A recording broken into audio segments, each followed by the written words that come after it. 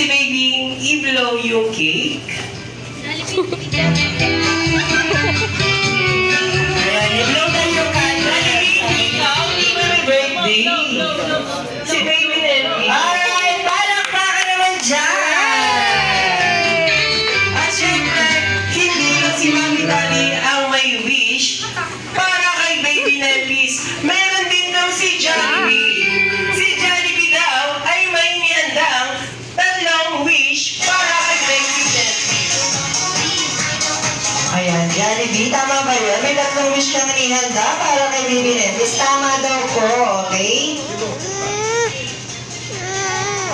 Okay, ang first wish daw ng ating best friend na si Jollibee para kay baby Nelly's na si baby Nelly's daw ay lumaki, matalino, malakas, at malusog, at guwapo, syempre.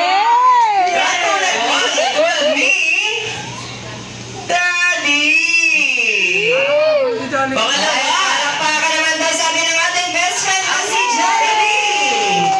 Ang second wish ay na si baby Nelly's ay lumaking, manasalin, at may takot sa Diyos.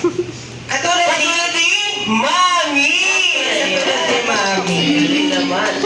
At ang huling wish ni Jollibee na si baby Nelly's daw